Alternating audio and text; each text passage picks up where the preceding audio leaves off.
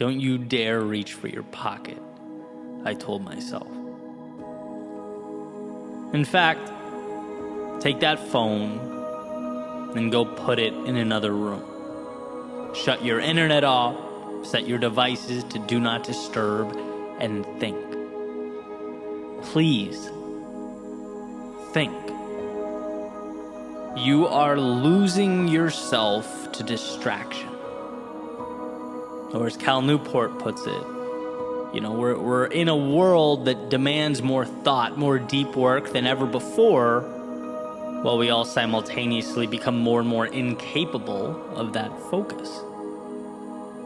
And to me, it feels like more than a chuckle at our outrageous screen time or a self-deprecating joke about how reliant we are on our phones, the dopamine hit. I think it's antithetical overall to what we need, to where we find our purpose. Which is a dichotomy that's frustratingly true with so many things. Like that balance. For me to have a digital business that means so much to me, that I'm so proud of, but also tiptoeing around that same digital world like it's a hungry lion capable of devouring me. Like that's a real feeling. It's water that's foundational for life, but in too large a quantity will kill. It's the sun that, while integral and responsible for this planet as we know it, also has no problem ending, anything that's too openly exposed to its rays, to its heat. There's always a sweet spot between too much and not enough. Right? That happy medium, that intersection is why we're all here. Because when I don't take time to deeply think, when I lose the big picture, I remain in a cycle of routine. And sometimes that's great, right? Morning routine is great. I don't really have to think about it. I'm programmed. Things like driving a car, as Duhigg explains in The Power of Habit, your foot stepping on the gas. It's involuntary, and thank God for that. But one must be able to step outside that loop and ask the big picture questions. We have to make time to at least roughly chart the course. And it'll change. Life will present its obstacles, but we'll have at least parsed out what matters and what doesn't. When life is all habit and reflex, when you've lost the ability to examine the self because 1 minute alone with your thoughts is agonizing, well, you won't be able to see past the surface of who you are and what you're capable of. I want to be clear here, this is not me complaining about perhaps the most prosperous society ever to exist. This is me saying, there are some dangers that we way too easily overlook. That when you outsource your thinking, you outsource your future. And it's not hard to fall into that trap. I just referenced the book Deep Work a few minutes ago. I think it's one of the most important books someone can read in this day and age. Cal Newport talking about separating ourselves from distraction. I remember the day I first listened to that book, I was sick, so I wasn't on my usual run. I was walking, and because of that, I felt this urge to, as the book was playing, to reach into my pocket and check for notifications. And it was eye-opening. It's like we are scared to completely immerse ourselves in solitude. But solitude is where we uncover so much. Silence is where we hear what our souls have to say. It's where we understand who we are. My favorite Joseph Campbell quote, "The cave you fear holds the treasure you seek." And man, I hate to say it, but I think being alone, even for a short period of time, is that monster lurking in the cave. The one we're scared to confront, even though it's what we need. Solitude is the demon we are consistently masking in a constant influx of media and small talk and DMs and emails. That stuff has its value, but it's not real in the sense that I find it disconnected from purpose. So here's something that I've been doing, and I would suggest that you give it a try. It's been certainly helpful in my life. And start small, even if it's 15 minutes, but take a walk by yourself.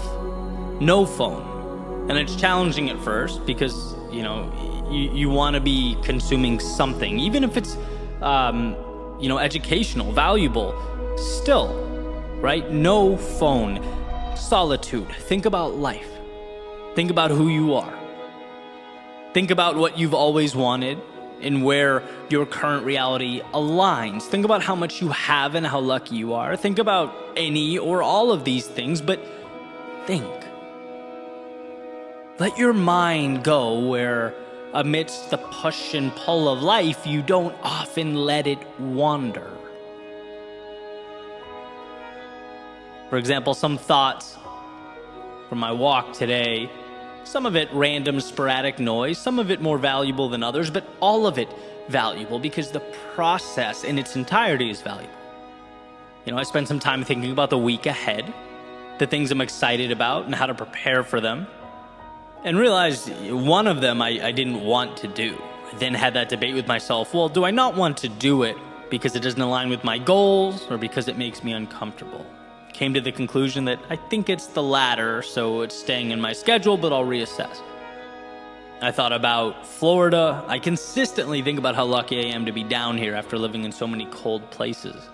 It's just such a beautiful environment and, one that I don't take for granted. I thought about a statement I just heard from a professional athlete after his surgery, talking about how hard it was on him, but that he would rise from the ashes and he would have the best year of his life. And, my mind went to one of the most important rules of leadership, that it's not about you or your rise or fall, right? To lead is to make it about the team, about the overall goal. And how grateful I was to come across that video, to see that and really dissect it. Sometimes the best ways we learn is by seeing what not to do, right? And I'll take that with me. I'll take that understanding with me on my own journey.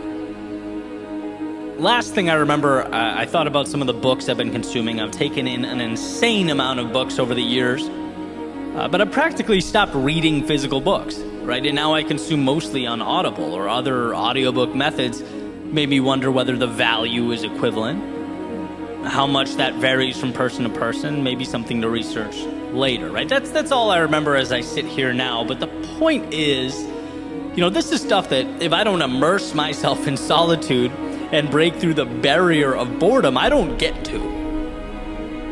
And maybe you go through a week where you don't find much. But as the saying goes, right, one idea, one concept, one epiphany can truly change the dynamic of your life. It could change everything, right? There are answers just beyond the realm of distraction we operate in.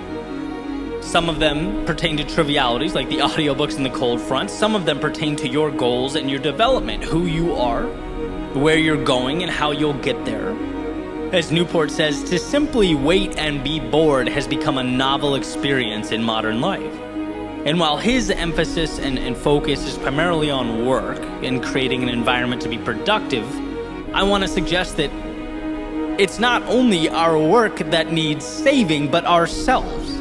We can't lose touch with what matters most. We can't become so shallow in our thoughts and our actions that the beauty remains buried away. There is something in you that's untapped, unfinished, raw talent or desire. There are pieces of you that need to be assembled.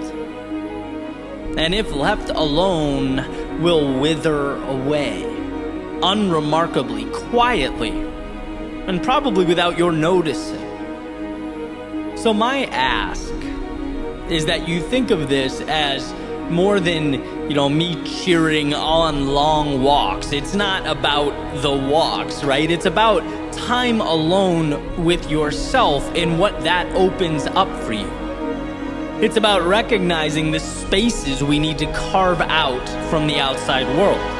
so that when we re-enter the outside world, we know who we are. We understand where we're headed. We don't go where the wind blows. We are able, as the saying goes, to adjust our sails to get to our destination. All you need is more time with you.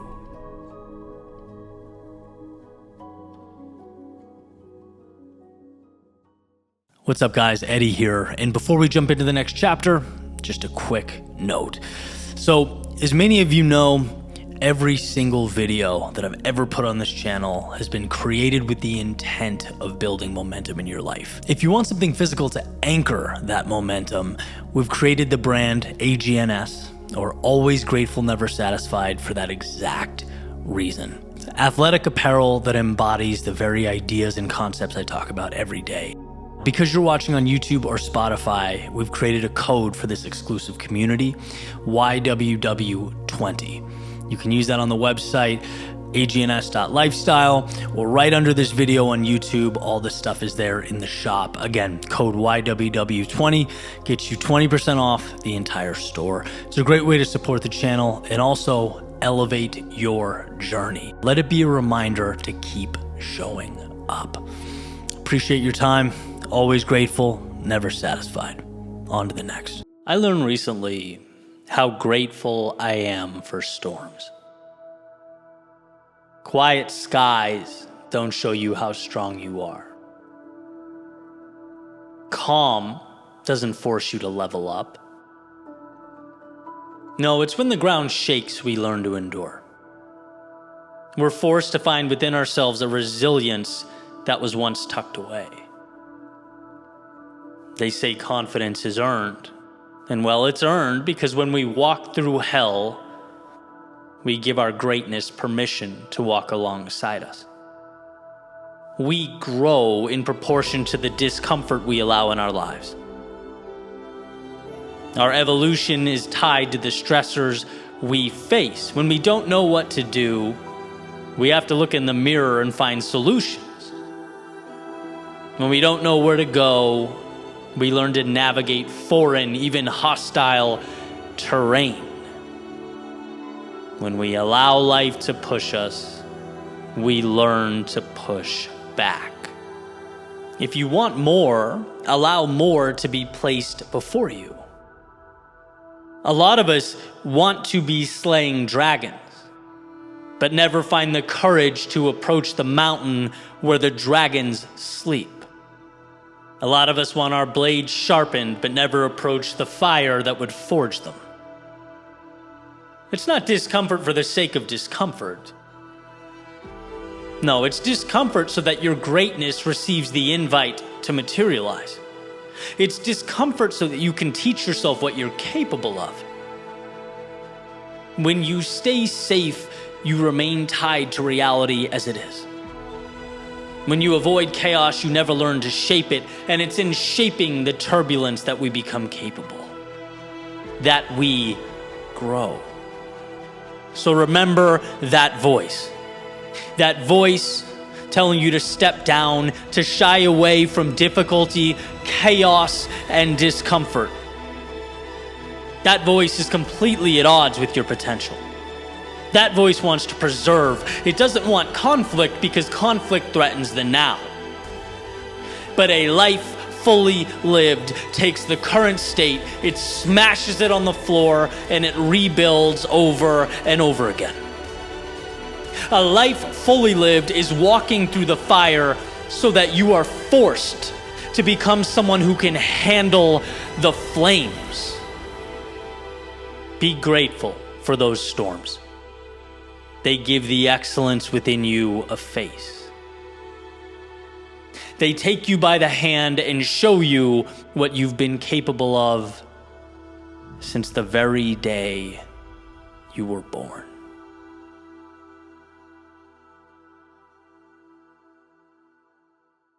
It took 16 days to realize how precious life truly is.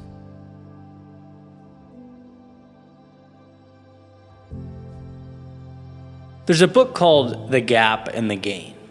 by Dan Sullivan and Benjamin Hardy. And the book asks this question: are you looking over your shoulder and measuring how far you've come? Or are you only consumed by how far you have to go? The distance between where you are and your destination.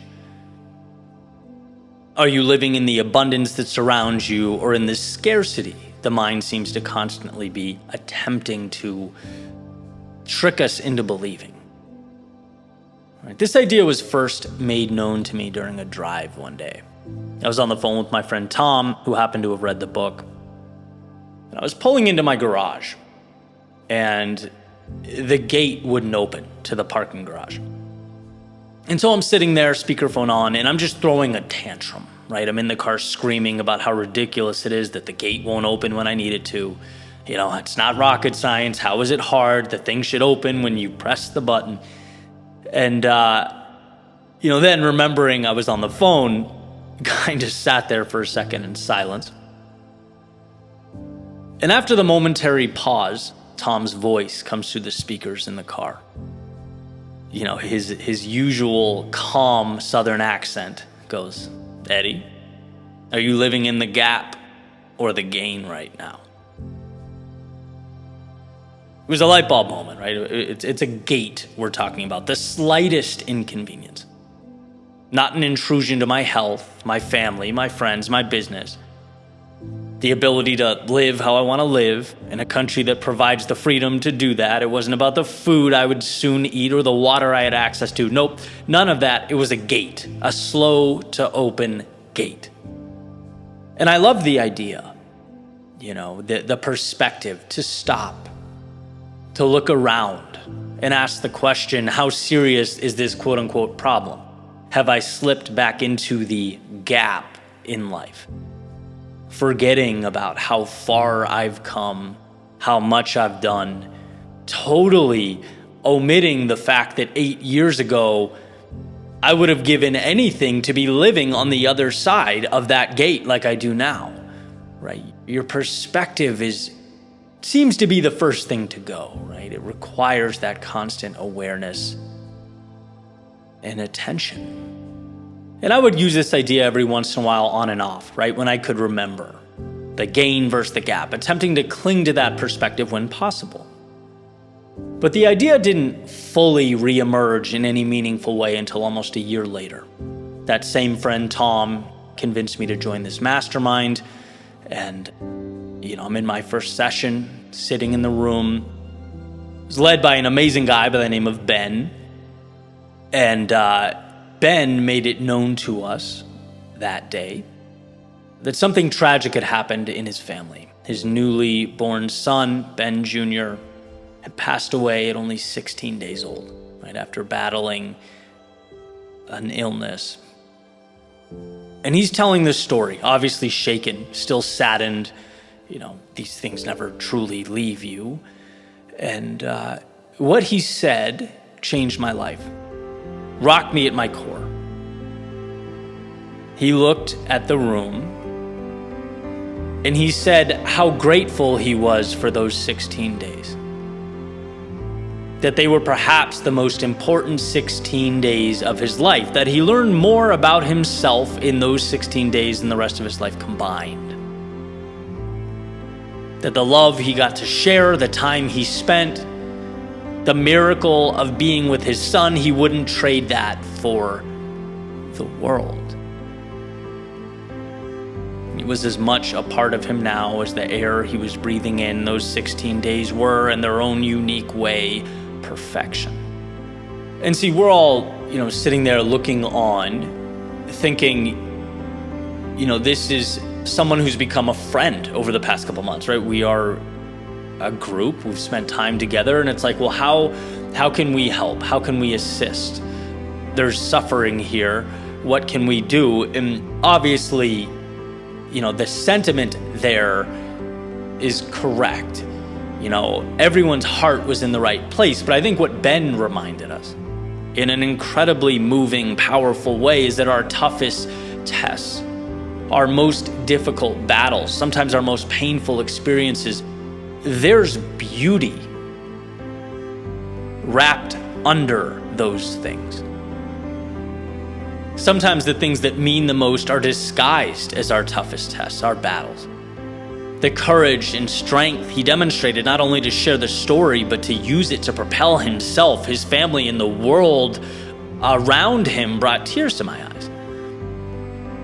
It brought that gift of perspective, right? And certainly I don't want to speak for him, but he took what I'd assume is the most challenging 16 days of his life and allowed it to blossom into the miracle it was meant to be, which I can't imagine was easy. In fact, I can see a world where many people aren't able to do what Ben did or find that perspective that Ben found. Not without the required growth and poise. Not without, learning that gate outside the parking garage doesn't hold a candle to what's actually important. Things don't go the way we draw them up in life. Not always. Life is confusing and chaotic. It's unpredictable. Sometimes it leaves us with nothing more than a moment to look up and ask why. But if you're able to pause and seek out those answers, if you're able to step out of the gap and into the gain, if you're able to accept the beauty that life is trying to offer you, it's always there. And I hope personally to take Ben and Ben Jr.'s strength, courage, and live my life by their example. To immerse myself into life's abundance and share as much of it as I can with the world. And I encourage you to join me on the journey. Life is a miracle.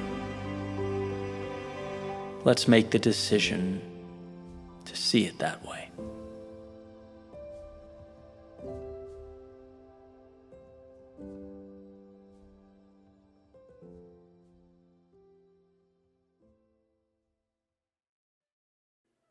Be you always. And you might hear that and think, well, that's obvious. That's simple. That's easy. Not if the world has something to say about it. In fact, Emerson is quoted as saying, to be yourself in a world that's constantly trying to make you someone else is the greatest accomplishment. It's not always obvious, but rather the subtle erosion of ourselves. Perhaps not intentionally deciding to wear a mask. It's never taking the time to examine the reflection in the mirror and ask the right questions. Losing our intentionality means we end up wherever the wind blows us. And that could very well be a destination we aren't too happy with. Now, this next part will seem a little trivial and insignificant. But bear with me, right? Because sometimes the most important lessons are small, but they become a portal or a gateway to understand the bigger things, right? So for me, this started with a black t-shirt. Walking into a group meeting with some amazing people from all over the country and world doing different things and helping people in various ways. And all of them, as I entered the conference room, happened to be wearing business casual. Which is great, except I haven't worn a collar in a pretty long time. I've been doing my podcast, recording videos, building my businesses in a black t-shirt. And so that's how I walked into the room. And I found it interesting that almost immediately this self-talk emerged. It's like, you stand out right now. They're gonna think less of you. Is this disrespectful? Is this showing that perhaps I don't care, right? All of these things. And so I left that day and I sat with the thoughts. They bothered me, so I wanted to spend some time with them. And here's where I landed, taking those same points one by one. Number one, if they think less of me for being me, then that would be on them and not me, right? I'd gladly fight that uphill battle to earn people's respect in my authenticity. Number two, it's not disrespectful because I am happy to be there, proud to be there. I do take pride in my appearance. I just do it in my way. And number three, be you always, right? How you show up is what matters. Having the courage to live in a way that aligns with who you are and what's important to you.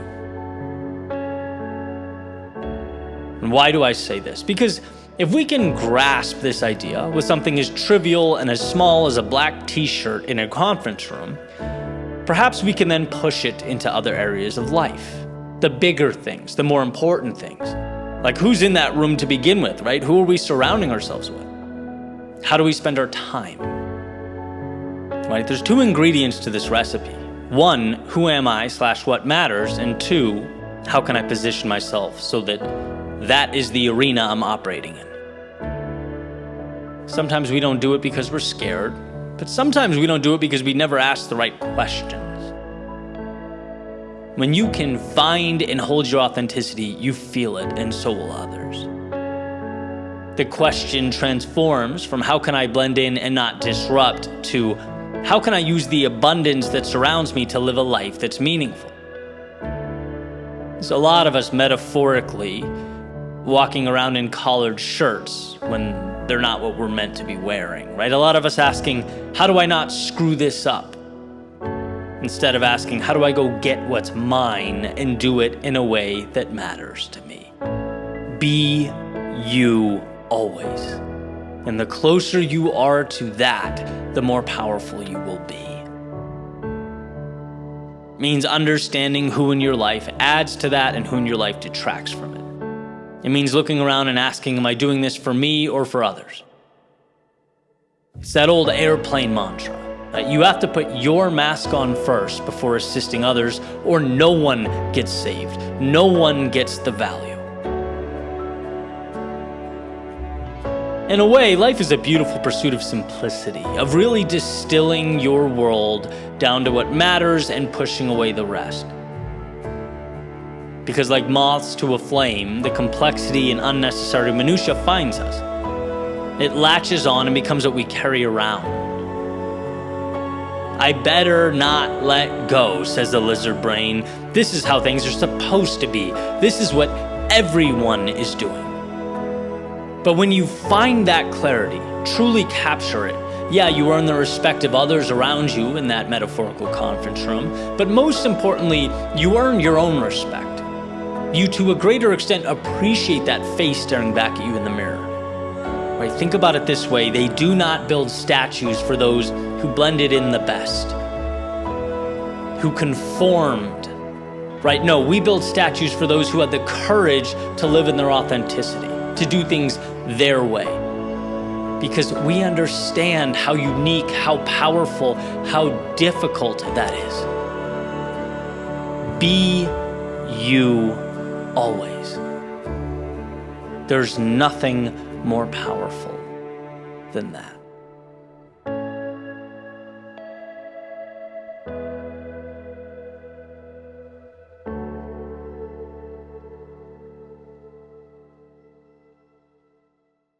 Stop protecting what you've built, like what you've built is what holds the value. No, the value is in the builder, his or her knowledge and ability to build again and again if they so desire. On an episode last week, I talked about a conversation recently had at a mastermind in Santa Monica. I want to pass along one more piece of wisdom from that day that I found to be incredibly valuable. This was just a random comment made by someone in the group.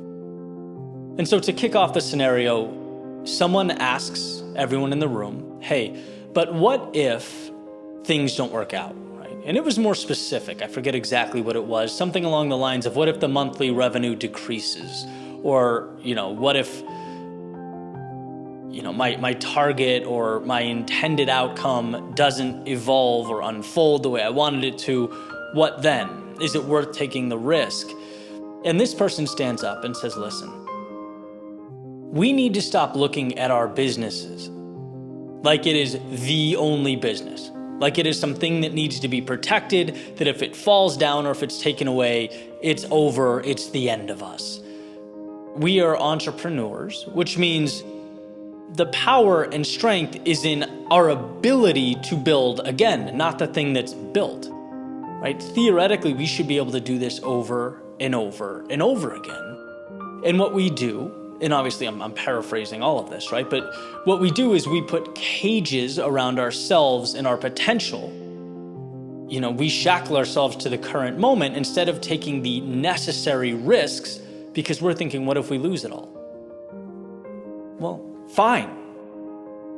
It's the ability to build again. And I loved the idea because, man, it's relatable to me, right? I have 3 businesses I'm growing right now, and every single one of them, I find myself playing conservative at times, not wanting to break the momentum or what's going. Right? I've spent a decade building this, and the most valuable thing I've acquired or produced is not the company. It's the ability to add value. Right? That's what's been built. And even if the physical company disappeared overnight, no one can take what's been learned.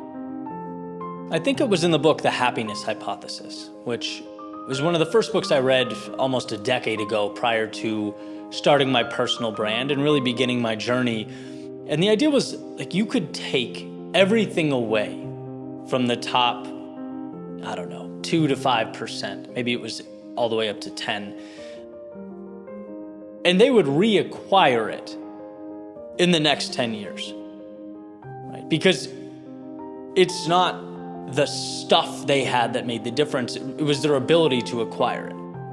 Their understanding of the world. Not looking at life through a scarcity mindset, but an abundance mindset, positioning themselves to build and grow.